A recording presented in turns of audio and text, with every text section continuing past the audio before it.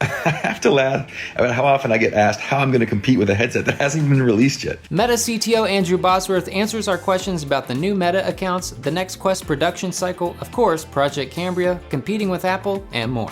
First things first, a correction. Facebook does not require your real name, just requires a name that people credibly call you in real life. We made that change years ago in consultation with LGBTQ plus community. So just a correction there. Facebook does not have a real name policy. And then onto the question, I think these are different things. I mean, I think so. Instagram doesn't have any kind of authentic name policy. Obviously, it's using usernames. So across the Meta portfolio of accounts, we have all different type of identity. But we do hope that there's kind of one account for Meta, one person. That way you can keep payments there, you can keep some privacy information there, you can keep some of your settings there that apply to all of the accounts. So I think the Meta account is a Meta account. It isn't clear to me that all day is the standard I would hold VR to. Again, I don't think you're going to be in there all day. I think you're going to have access to charging cables, you're going to have access to docks, and you're going to be in there and out of there. But longer is better, but modulo the weight. I certainly love a community that's asking to, refresh the headset more often. We're working on it. I think we've got a really great lineup coming where we've got to start a cadence coming. I don't know if it's every year, but 12, 18, 24 months feels pretty good. I do know that you guys are going to ask about Project Cambria. I don't have anything new to share. There's been a pretty steady stream of reveals on our side or some leaks out there too. So the word's getting out. I've been using mine regularly every week and really enjoying it. Can't wait. I'm not entirely sure what the mystery is. So we have a store. We sell a device at not a great margin. We make most of our money back on the store, so we take 30% from that. That's different from other stores that you might know about, but similar to some. And otherwise, that's it. I don't think full bodysuits are ever going to get mainstream. I think VR headsets will, but so much of how we experience the world is visual and auditory, and that's what VR headsets deliver. It's probably like 80+%. So I think we're good on that. I think there's really dramatic uses, like multiple of us around a table. We've got a common mixed reality model ahead of us, for example, for architecture or design. But I think a lot of this stuff is also going to be pretty commonplace, like just you're working and you want to be able to see your coffee mug, even though you're in an immersive workspace. Yes.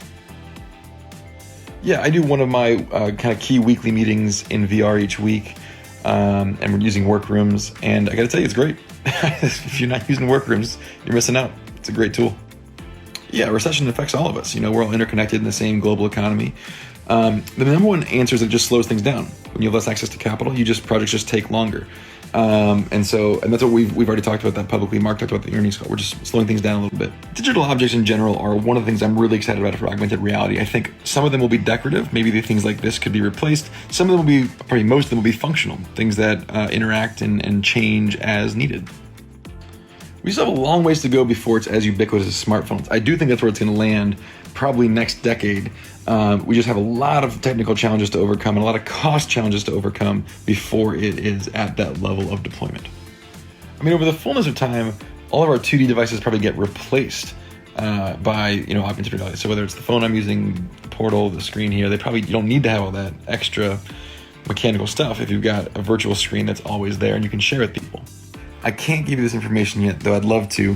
It's going to be an expensive headset. We're bringing a lot of new features to that. There's a tremendous amount of new technology introduction here. A lot of cost and new manufacturing techniques here. But I think it's worth it. I don't think we have been. We're not unsympathetic. Everyone's in this global recession. But we are a leadership team who's tasked with guiding this company forward. And so I think you want a leadership team who's straight with you and who tells you directly what the situation is and how we're going to deal with it. In our case, we want to be as efficient as we can be with the resources we have. That means every person who's taken a spot needs to really make sure they're pulling their weight. I don't think that's a surprise. Companies want to have high performers, not low performers. It's not a surprise. It's what you expect from leadership. I have to laugh about how often I get asked how I'm going to compete with a headset that hasn't even been released yet. Look, I'm as excited as the next person to have more people in the VR space. I think it's going to drive us even further into the mainstream. It's great for developers. But, they got to ship first. Well, Apple, it looks like the virtual ball is in your court to show us what VR is going to look like on a Mac product. Thanks for watching this video to the end, and I hope you have a solid day. Bye.